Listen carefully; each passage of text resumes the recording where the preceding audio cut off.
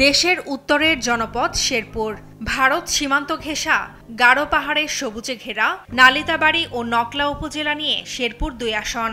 প্রকৃতির অপরূপ সৌন্দর্যমণ্ডিত এ আসনে রয়েছে ২১টি ইউনিয়ন ও ২টি পৌরসভা।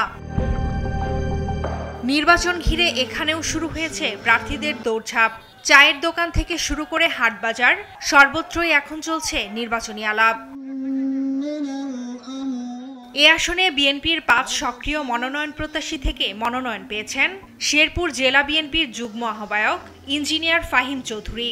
আগামী নির্বাচনে জয়ী হলে তিনি শিক্ষা, স্বাস্থ্য, যোগাযোগ, প্রযুক্তি, পর্যটন ও কৃষি খাতে উন্নয়নের আশ্বাস দেন। আমার বাবা মরহুম জনাব জাহেদ আলী চৌধুরী যে সমস্ত কাজ করে গিয়েছিলেন তা এখনো বিদ্যমান। যেহেতু মানুষ তার কথা ভুলতে পারে না এবং তার ছেলে হিসাবে আমি যেহেতু মনোনয়নটা আমি পেয়েছি দল থেকে, মানুষ চায় তার ঋণ শোধ করতে। যদি এমপি হই ভবিষ্যতে, তাহলে অত্র এলাকার শিক্ষা, স্বাস্থ্য, কৃষি, যোগাযোগ এবং পর্যটন এই কয়েকটা বিষয়ে আমি গুরুত্ব দেব। সমানতালে নির্বাচনী প্রচার চালাচ্ছেন জামাত প্রার্থী গোলাম কিবরিয়াও। বাংলাদেশ যে ক্রাইসিসে ভুগেছে এই বিগত ৫৪ বছর, সৎ, দক্ষ এবং দেশপ্রেমিক নেতৃত্ব চাই। তার পাশাপাশি আমি তরুণ প্রার্থী হওয়ার কারণে আমার নকলা নালিতাবাড়ী জনগণের ব্যাপক প্রত্যাশা, প্রথম কাজ থাকবে স্থলবন্দরকে সচল করা। পাহাড়ি জনপদকে আমি ঘোষণা দিয়েছি আমি জনসম্পদে আমি সেটাকে রূপ দিতে চাই। এদিকে এনসিপি থেকে তৌহিদুল ইসলাম সাইফ এবং ইসলামী আন্দোলন থেকে মাওলানা মোহাম্মদ আবদুল্লাহ আল কায়েস সম্ভাব্য প্রার্থী হিসেবে প্রচার চালাচ্ছেন।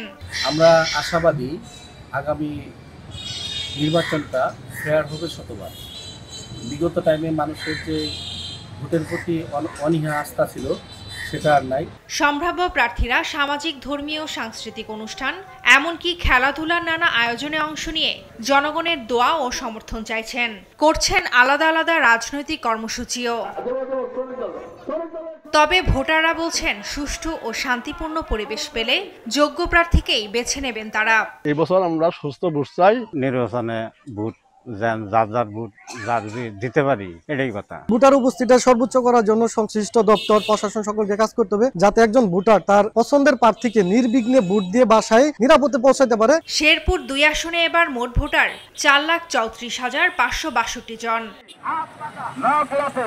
ফারজানা আফরোজ টুম্পা, নিউজ ডেস্ক, দেশ টিভি।